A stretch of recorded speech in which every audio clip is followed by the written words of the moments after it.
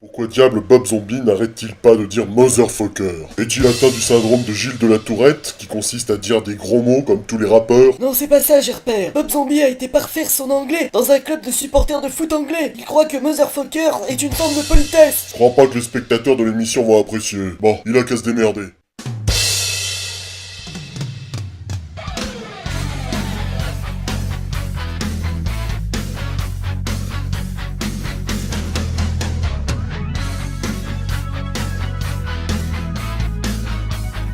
Salut les motherfuckers. Aujourd'hui on va parler de deux zinzins de l'espace. L'un est blond, les cheveux au vent, il est super costaud, il est complètement marteau, jeu de mots pourri. L'autre est également blond, d'accord, et il porte bien les tenues Moulburn. Ils ont fait tous les deux les heures de gloire de la maison Marvel. Le premier c'est Thor, le dieu du tonnerre, et l'autre c'est le Captain Marvel. Prenons d'abord le cas du Captain Marvel, et prenons-le bien.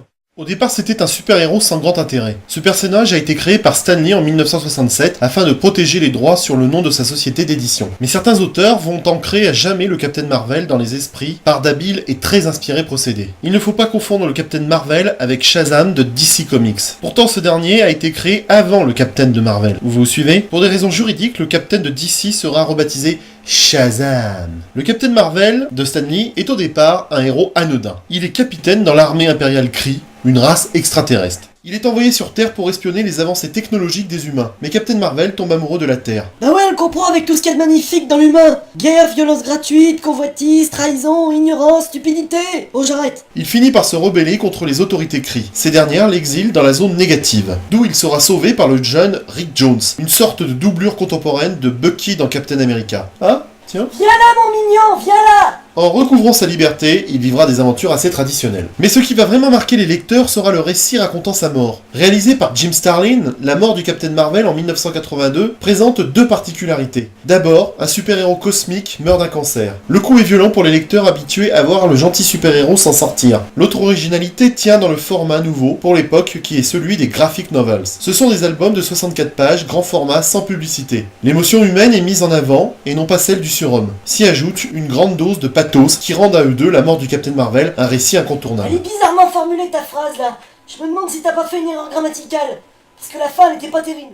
Ta gueule, je t'ai pas sifflé. Ah non, c'est pas ça passe. Allez, on enchaîne. En 1962, Marvel ouvre les portes au panthéon asgardien en accueillant Thor, le dieu nordique. Créé par Stan Lee et son frangin, Larry Lieber, le blondinet musclé est dessiné par Jack Kirby.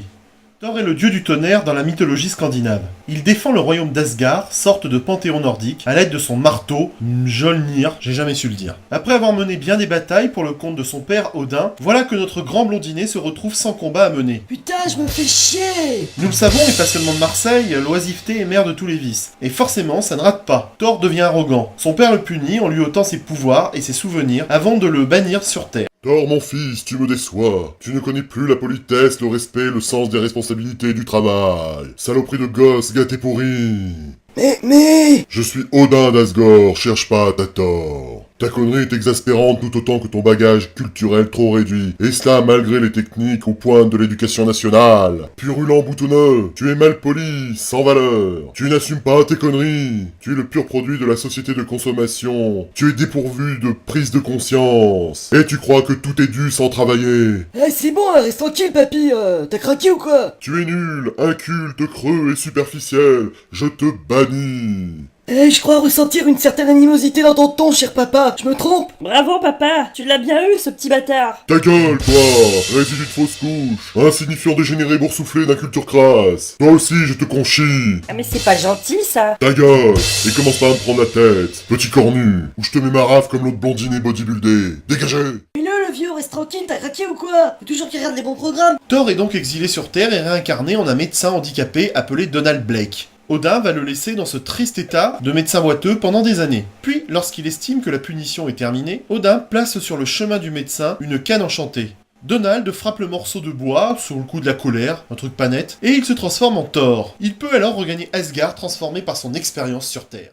Il y retrouve ses amis mais aussi ses adversaires de toujours, les géants de glace en particulier. Ce sont des gars qui savent jeter un froid quand ils disent qu'ils vont attaquer Asgard. Toutefois, son véritable ennemi, c'est son demi-frère, l'infâme Loki.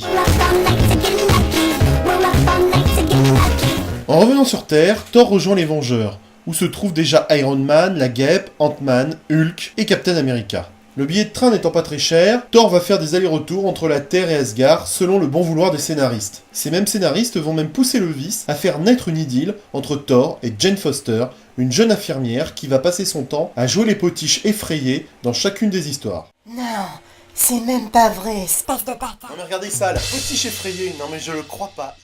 Thor sur grand écran, c'est toute une histoire. Il est peut-être pas utile de parler de sa grotesque apparition dans The Incredible Hulk Returns dans les années 80. Hein, on va pas en parler. Hein. C'est Kenneth Branagh en 2011 qui le fait revivre sur grand écran à travers les traits du grand Chris Hemsworth, tandis que Natalie Portman interprète Jane Foster.